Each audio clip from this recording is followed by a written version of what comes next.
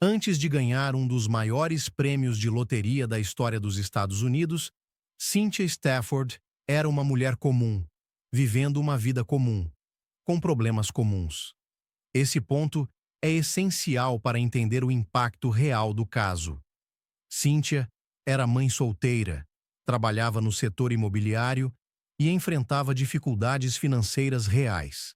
Ela não vinha de uma família rica, não tinha reservas financeiras importantes e não vivia em um estado de abundância confortável. Pelo contrário, ela relata em entrevistas que buscava estabilidade, segurança e liberdade financeira, não luxo ou fama. Segundo o próprio relato dela em palestras e entrevistas, o interesse pela chamada Lei da Atração surgiu anos antes do prêmio.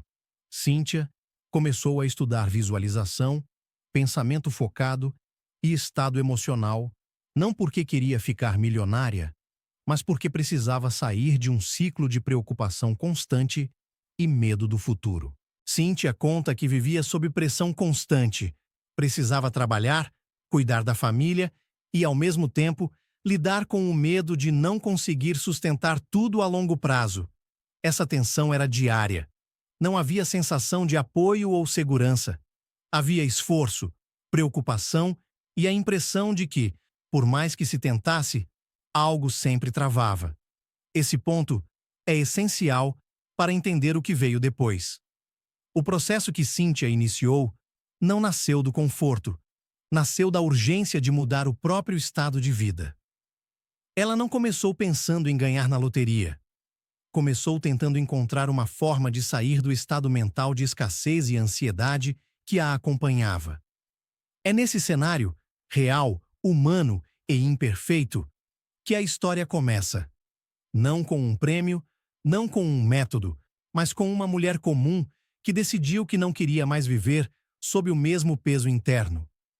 Tudo o que acontece depois parte exatamente desse ponto. Em meio a esse cenário de pressão constante, Cynthia Stafford entra em contato com os ensinamentos de Joseph Murphy, especialmente por meio do livro O Poder do Subconsciente. Esse encontro não acontece como curiosidade espiritual, mas como resposta a uma necessidade muito prática: mudar o próprio estado mental diante da vida. Cynthia relata que uma ideia específica do livro a marcou profundamente. Viva no ambiente do seu desejo. Para ela, isso significava algo simples e direto. Parar de viver mentalmente no problema e começar a se posicionar por dentro como alguém cuja vida já estava resolvida. Ela não saiu testando dezenas de métodos, nem pulando de técnica em técnica. Pelo contrário, Cynthia escolheu um princípio central e decidiu aplicá-lo com constância. O foco não era convencer o mundo externo, mas imprimir uma nova ideia no próprio subconsciente. Esse ponto é decisivo. Cynthia não tentava acreditar à força. Ela trabalhava repetição, familiaridade e presença mental. A ideia era substituir pouco a pouco o diálogo interno de preocupação por um novo cenário mental dominante.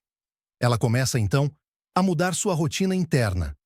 Em vez de acordar pensando em contas, limitações e medo do futuro, passa a reservar momentos para escrever, visualizar e sentir um estado diferente. Não como fuga da realidade, mas como treinamento mental. Segundo os relatos dela, esse processo trouxe algo imediato: redução da ansiedade.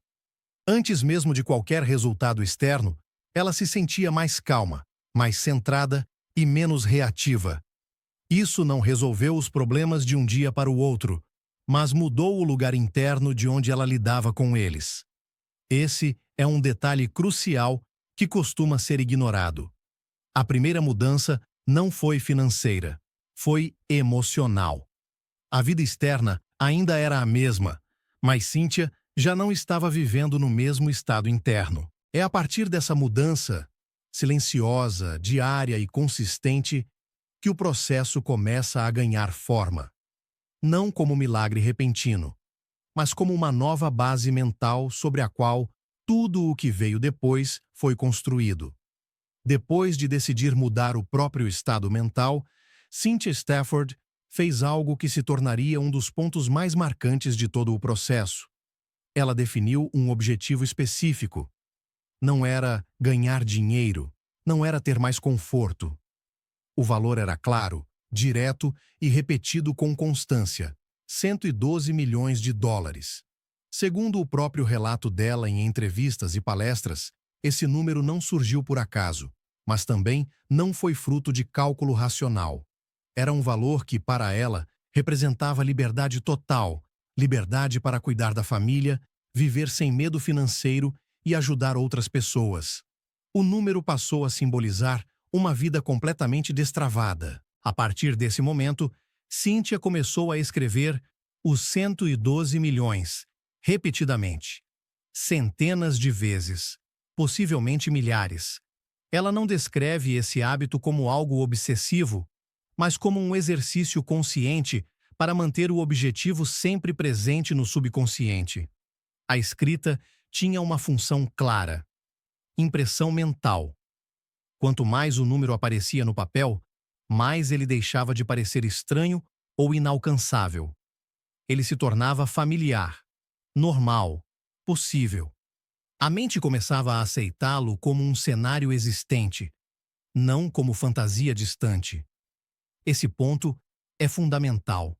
Cynthia não tentava convencer a mente. Ela a habituava.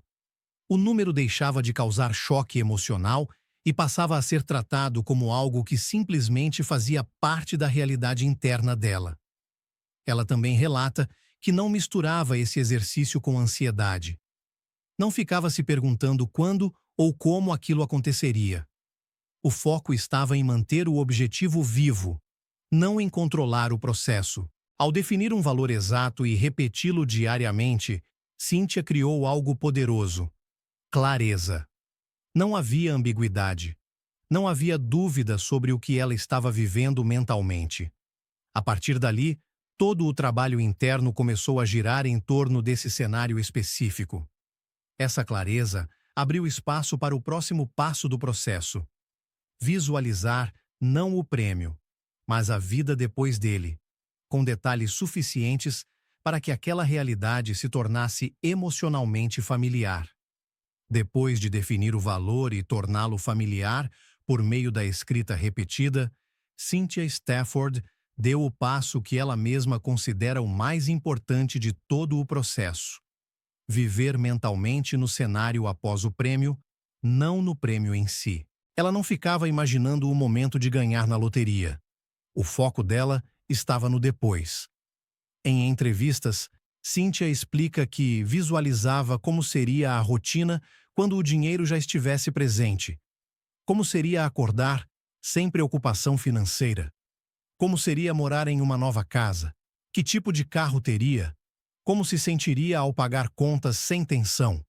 Ela escreveu esses cenários com detalhes, não de forma vaga, mas concreta. Descreveu ambientes, objetos, horários, sensações.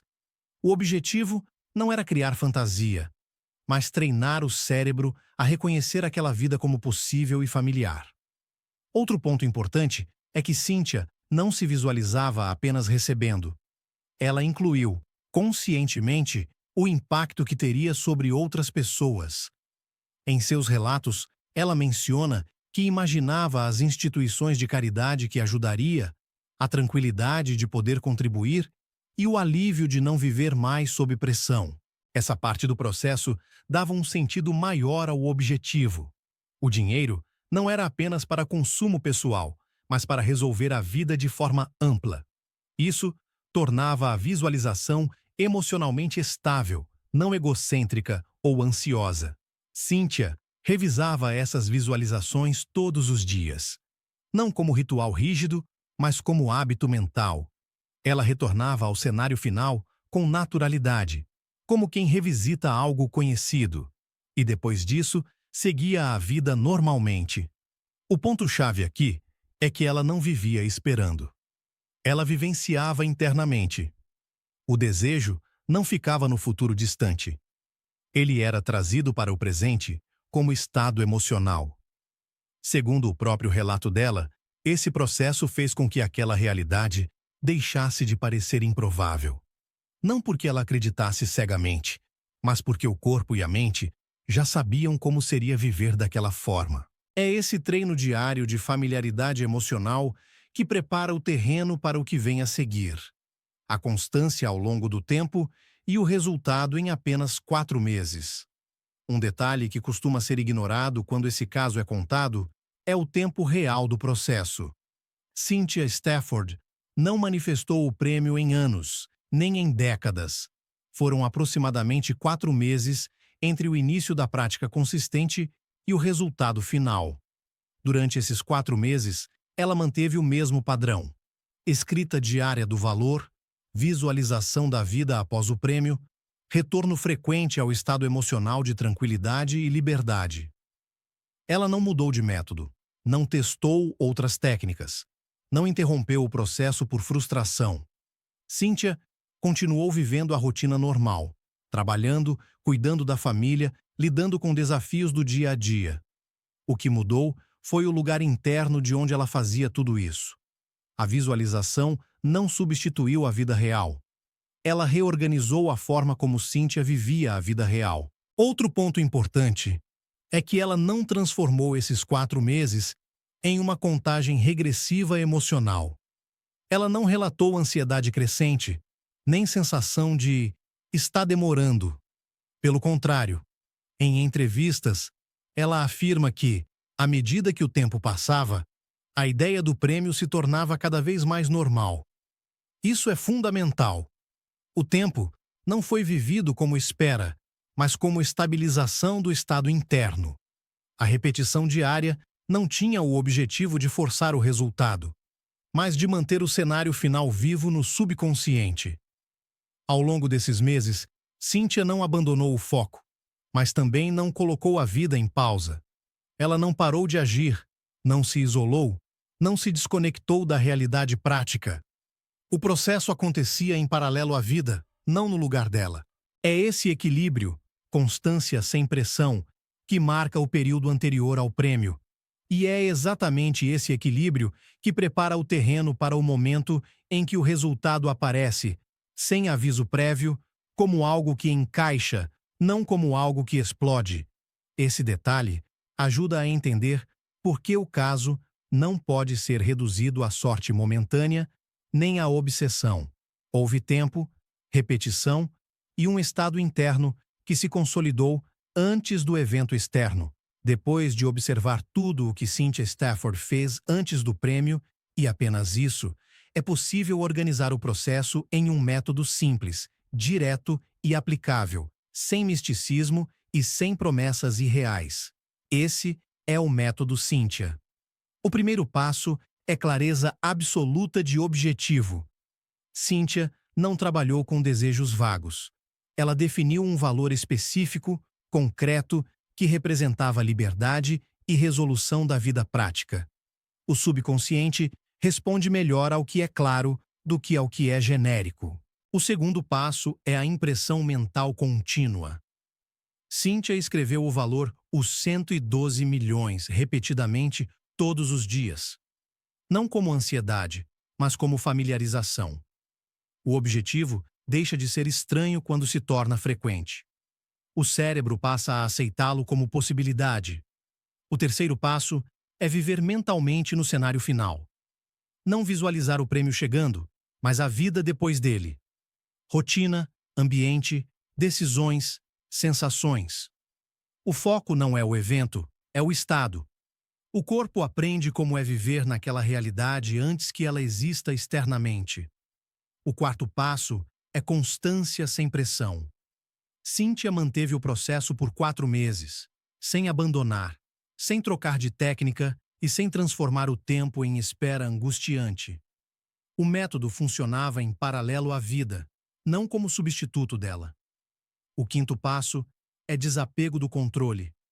Ela não fiscalizava resultados, não contava dias e não vivia em estado de vigilância. O foco estava em sustentar o estado interno, não em controlar o como ou o quando. E o último passo é seguir vivendo normalmente. Cynthia continuou trabalhando, cuidando da família e tomando decisões práticas. O método não afastou ela da realidade, ele reorganizou a forma como ela se posicionava dentro dela. O método Cynthia não promete prêmios extremos. Ele ensina algo mais simples e mais poderoso: como alinhar mente, emoção e imaginação para sair da escassez interna e entrar em um estado de possibilidade real. O prêmio foi extraordinário. O processo, não. E é exatamente por isso que esse caso continua sendo relevante. Quando Cynthia Stafford conferiu o resultado e percebeu que havia ganhado, a reação dela não foi de euforia descontrolada. Em entrevistas, ela descreve o momento como um choque racional, seguido rapidamente por uma sensação estranha de reconhecimento. Ela afirmou que não sentiu aquilo como algo totalmente inesperado. Sentiu como se estivesse vivendo algo que já tinha visitado muitas vezes por dentro. A emoção predominante não foi grito ou incredulidade, mas um profundo alívio. Como se uma pressão antiga finalmente tivesse sido retirada. Cynthia relata que a sensação era de tranquilidade, não de explosão emocional, como se a realidade externa tivesse apenas acompanhado um cenário que já estava organizado internamente há meses. Para ela, aquele momento confirmou algo simples. O estado que ela vinha sustentando finalmente encontrou forma. O prêmio mudou a vida dela financeiramente. Mas, segundo o próprio relato, a maior mudança já tinha acontecido antes, quando ela parou de viver em tensão e começou a viver em confiança. E é exatamente aí que essa história se encerra. Não como promessa de dinheiro fácil, mas como um lembrete poderoso de que o lugar interno de onde você vive importa, e muito. Se essa história expandiu a sua forma de enxergar a realidade, saiba que o verdadeiro poder não está no evento externo, mas no estado interno que você sustenta. Se você deseja aprofundar essa expansão da consciência e aprender de forma prática como escolher o lugar interno de onde vive, o curso Transurfing da Realidade está disponível na descrição do canal. E se esse conteúdo fez sentido para você, inscreva-se no canal. Aqui seguimos explorando consciência, percepção e realidade com profundidade, clareza e responsabilidade. Seguimos juntos nesse caminho de despertar.